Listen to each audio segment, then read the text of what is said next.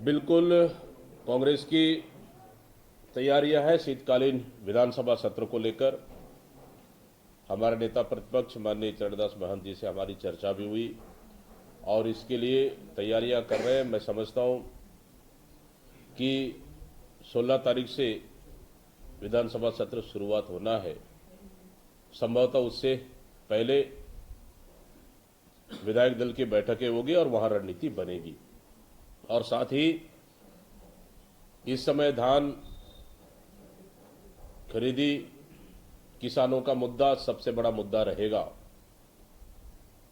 और इसके अलावा प्रदेश की अन्य मुद्दों को लेकर कांग्रेस पार्टी आक्रामकता के साथ विधानसभा सत्र में सरकार से दो हाथ करने के लिए पूरी तरह से तैयार है। कोई भी कंफ्यूज नहीं है। शायद टीएस सिंहदेव अंबिकापुर में स्वीकृति हुआ शायद भवन, और वो भी हमारी सरकार की प्रोजेक्ट थी। सिर्फ इन्होंने राशि जारी करने का काम किया तो उनके लिए शायद धन्यवाद दिए। लेकिन स्वास्थ्य सेवाओं को अगर देखें, सिर्फ एक ही अस्पताल क्यों, पूरे प्रदेश के स्वास्थ्य सेवा पूरी तरह से लचर हो चुकी है। अंदरूनी क्षेत्रों में देखें, गांव में देखें, बस्तर से लेके सरगुजा तक देखें, लगातार लोग मलेरिया और डायरिया की चपेट में हैं।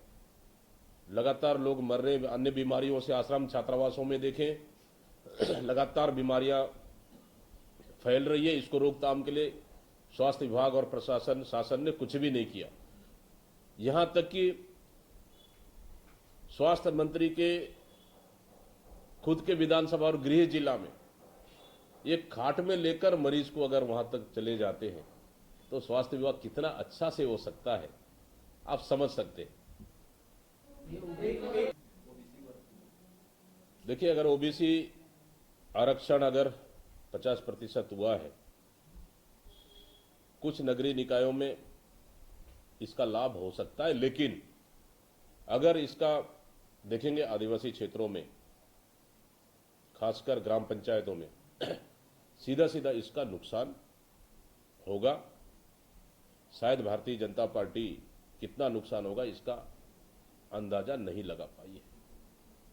ओबीसी आरक्षण अगर है तो निश्चित रूप से स्वागत है, लेकिन साथ ही अभी जो 12 जनजातियां शामिल हुई है आदिवासी में, शायद उनका भी सरकार सर्वे और उनका भी गणना अगर कराती तो शायद उनका भी लाभ होता। कुछ जातियां एससी में भी शामिल हुई है, तो उनका भी अगर गणना कराती तो मुझे लगता है उनका भी फायदा होता। तो ऑल ओवर हमारे नेता राहुल गांधी जी का मंशा है कि जातिगत जनगणना होना चाहिए, जिससे जिस समुदाय को जितनी आबादी उतना उसको लाभ मिल सके। सिर्फ चुनाव में क्यों, नौकरी में क्यों नहीं मिलना चाहिए? नौकरी में आरक्षण मिलना चाहिए, सभी वर्गों को मिलना चाहिए। इसके लिए हमारी सरकार ने आरक्षण संशोधन विधेयक पास कर कितने दिन हो गए? लगभग 1 साल से ऊपर हो गए। अभी तक 1 साल से नहीं, लगभग 2 साल हो जाएगा। 2 साल से ऊपर हो गए। राजभवन में आज भी हमारा आरक्षण संशोधन विधेयक पेंडिंग है। दिसंबर 2 साल आरक्षण विधेयक आज भी राजभवन में पेंडिंग है। ये तो डबल इंजन की सरकार बड़ा दावा कर रही है कि डबल इंजन की सरकार, डबल इंजन की सरकार। हिम्मत है तो फिर आरक्षण संशोधन विधेयक को पास क्यों नहीं कर रहे, ताकि सभी वर्गों को संवैधानिक अधिकार और लाभ मिल सके। इसमें सरकार खामोश क्यों है? मतलब सरकार नहीं चाहती कि नौकरी में आरक्षण मिले, उन कमजोर वर्गों को लाभ मिले। इसलिए आंखों में पट्टी बांधकर ये सरकार चुपचाप बैठी है।